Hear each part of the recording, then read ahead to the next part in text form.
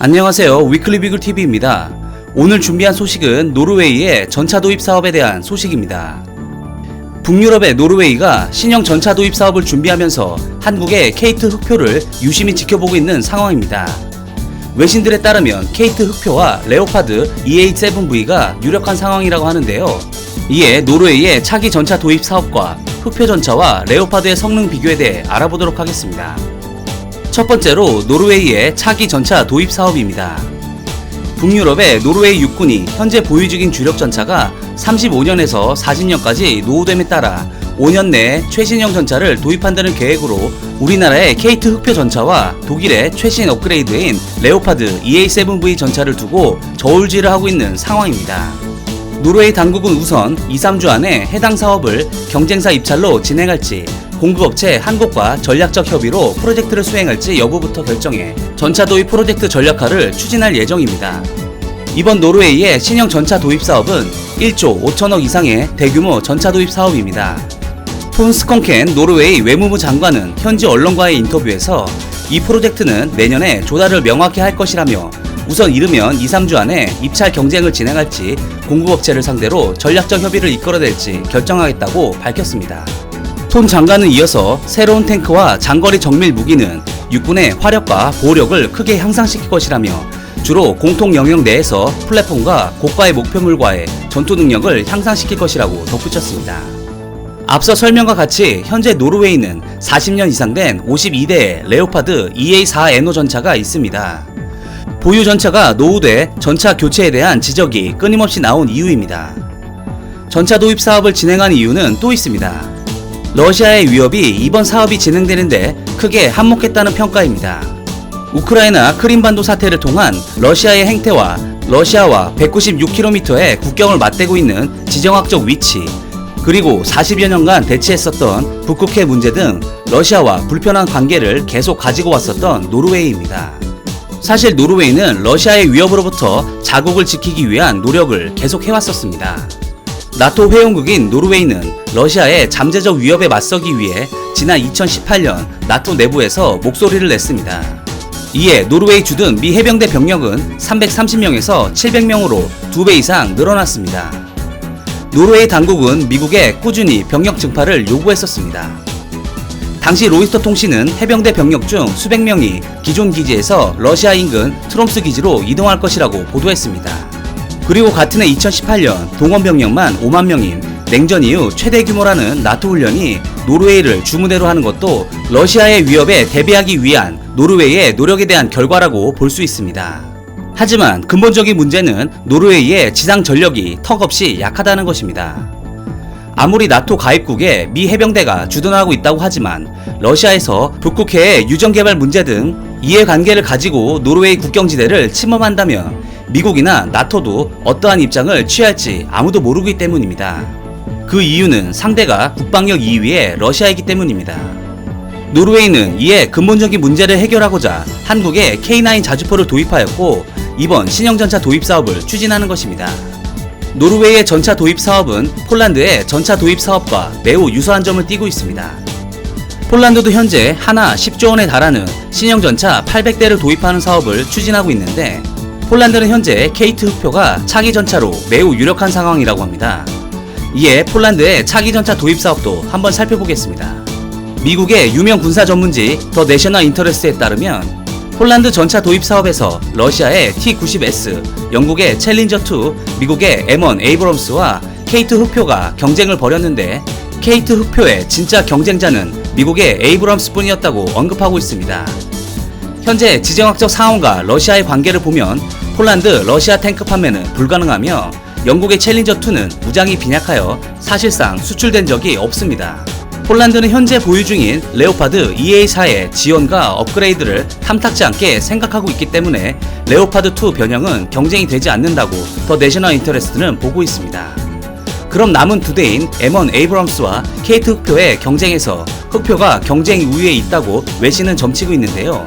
그 이유는 한국은 케이트 흑표 생산을 폴란드 자국에서 생산할 수 있게 제한하고 있으며 K2의 첨단 무기 기술인 120mm 55 구경장 주포와 K279 APF SDS 생산에 관한 기술 이전을 포함할 수 있는 것이 케이트 흑표의 장점이라고 보고 있습니다. 물론 에이브람스에 비해 단점도 존재합니다. 바로 하드킬 능동보호 시스템의 부재입니다.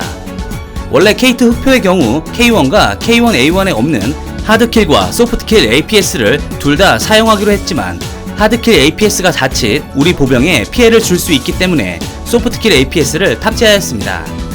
하지만 K2에는 미사일 경고 시스템 통합 레이더를 가지고 ATGM의 발사점을 찾을 수 있으며 아마 폴란드 당국에서는 비용 절감과 자국의 방산업체를 위해 하드킬 APS는 직접 개발에 탑재하는 방향으로 갈 수 있다고 외신은 보고 있습니다.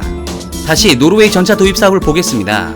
노르웨이는 러시아의 위협으로부터 자국의 안위를 위해 K9 자주포를 도입하였으며 K9 자주포 도입 사업을 통해 이미 한국은 노르웨이에 많은 신뢰감을 준 것으로 보고 있습니다. 이는 K9 자주포를 진작에 도입했던 폴란드도 마찬가지입니다. 노르웨이를 비롯한 폴란드의 전차 도입 사업에 K9 수출로 쌓인 신뢰 또한 이번 전차 도입에 많은 영향을 미칠 것이라고 전문가들은 예상하고 있습니다. 앞서 언급한 것과 같이 노르웨이 당국은 우선 2-3주 안에 해당 사업을 경쟁 입찰로 진행할지 공급업체 한 곳과 전략적 제휴를 맺어 사업을 진행할지 검토하고 있습니다. 이에 현대로템이 현재 매우 분주하다고 하는데요. 24일 관련 업계에 따르면 현대로템은 노르웨이 당국이 내년쯤 차세대 전차 도입을 하기 위한 공고를 낼 것으로 보고 현지 업체 및 관계자들과 사전협의에 들어갔으며 노르웨이 당국의 입맛에 맞게 전략을 구상하고 있습니다. 아직 공고가 나오기 전이지만 독일의 레오파드와 펼치게 될 수주전에서 고지를 점하기 위한 발빠른 움직임으로 보여집니다. 현대로템은 폴란드에 이어 노르웨이 당국에도 현지 최종 조립을 제안하며 점수를 벌고 있습니다. 파워트레인과 포탑이 장착된 차체를 우리나라에서 생산해 노르웨이에 운송하면 현지에서 생산한 주포와 결합하는 방식입니다. 현지 생산에 따른 일정 수준의 기술 이전은 폴란드와 마찬가지로 노르웨이 당국과도 어느 정도 협의가 오갈 것으로 내다보고 있습니다. 두 번째로 노르웨이 전차 도입 경쟁 구도인 K2 흑표와 레오파드의 비교입니다. 우선 우리나라의 K2 흑표는 기존 K1 시리즈에서 설계 변경을 통해 새롭게 개발한 전차이며 노르웨이의 전차 도입 경쟁 상대인 독일의 레오파드 EA7V는 제식 명칭을 보면 알 수 있듯 기존의 레오파드 전차를 계속 성능 개량한 전차입니다. 독일이 기술이 부족하다기보다는 레오파드가 워낙 3세대를 대표하는 신뢰성 높은 전차이기에 기존 플랫폼을 그대로 가져가며 개량을 하는 방향으로 가지 않았나 싶습니다. 우선 주포를 보면 K2와 레오파드는 55 구경장에 120mm 활강포를 채택하고 있습니다. 사격 통제 장치의 경우 둘 다 3세대 열 영상 장비를 장착하였으며 성능의 우위는 없다고 보입니다. 포탄 장전의 경우 K2는 자동 장전을 택하여 탄약수가 필요 없는 반면 레오파드는 탄약수가 필요한 수동 장전입니다. 이는 K2가 전차 선정에 있어 매우 유리해 보이는 항목으로 자동 장전의 경우 초탄 발사 후 후속탄 발사까지 6초가 걸리며 분당 10발의 포탄을 발사할 수 있지만 수동 장전의 경우 분당 7발을 넘기기가 어렵습니다. 유리한 점은 또 있습니다. K2에는 표적 자동 추적 장치가 장착되어 있어 자연 엄폐물로 사라진 적을 예측하여 사격을 가능하게 해주는 기능이 있지만 레오파드에는 없는 기능입니다. 러시아를 주적으로 삼고 있는 노르웨이는 러시아의 T계열 전차를 상대할 것인데 아시다시피 날아다니는 전차라 불리는 날쌘 T계열 전차를 상대하기에 표적 자동 추적 장치는 매우 유용한 사격 시스템이라 생각됩니다. 또 있습니다.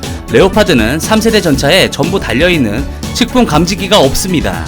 그 이유는 유럽의 교전 거리가 짧고 전차 위에 있는 측풍 감지기로는 멀게는 2km 밖에 있는 전차에 대한 명중 보정을 기대하기 힘들며 이러한 변수 때문에 탄도 기산이 느려져 대응 속도가 줄어든다는 이유로 삭제한 것입니다. 하지만 극한 상황인 전쟁터에서 측풍 감지기가 없는 상태로 장거리 교전을 하는 것은 오히려 명중률이 떨어지는 불리한 상황이 벌어질 수 있습니다. 특히나 노르웨이와 러시아가 국경을 맞대고 있는 지역은 북극 해안부터 시작하기 때문에 매우 강한 바람이 부는 지역입니다. 측풍 감지기는 노르웨이에 반드시 필요한 장비입니다. 이번 경쟁에서 레오파드가 비교 여리에 있을 수 있는 큰 감점 요소로 보입니다. 하드키 APS의 경우 둘 다 채용을 안 하고 있으나 노르웨이 군이 요청할 경우 둘 다 탑재가 가능하며 K2는 소프트킬 APS가 탑재되어 있고 레이저 추적 센터 또한 탑재되어 있어 레오파드 대비 생존력이 높다고 볼 수 있습니다. 장갑 부분의 경우 레오파드가 EA7V로 오면서 교전 경험을 반영하여 장갑을 강화하였기 때문에 장갑은 레오파드가 우위에 있다고 보여집니다. 이를 전체적으로 종합하였을 때 아무리 레오파드 전차가 3세대를 대표하는 전차였다고는 하지만 계속된 기술 발전을 적극 반영한 K2 흑표에 비해 아무리 성능을 업그레이드 했다고 하더라도 열세 있어 보입니다. 게다가 현대 로템의 현지화라는 엄청난 지원 공세와 K9을 구매하며 쌓인 신뢰 등이 결합된다면 노르웨이 전차 도입 사업은 K2 흑표의 차지가 되지 않을까 생각됩니다. 지난해 6월 왕정홍 방위사업청장은 노르웨이 국방부의 모튼 틸러 병기총국장과 만나 K2 전차를 소개하며 노르웨이 육군 전력 발전에 크게 기여하길 바란다고 밝히기도 하였습니다. 폴란드와 노르웨이에 K2 흑표를 수출하게 된다면 에스토니아 등 동구권의 다양한 국가들의 전차 도입에도 많은 영향을 미칠 수 있다고 전문가들은 보고 있습니다. 이번 사업을 통해 K9 자주포에 이어 제2의 명품 K무기가 탄생하는 계기가 되었으면 하는 바람입니다. 이상 위클리 뷰글이었습니다. 시청해주셔서 감사합니다.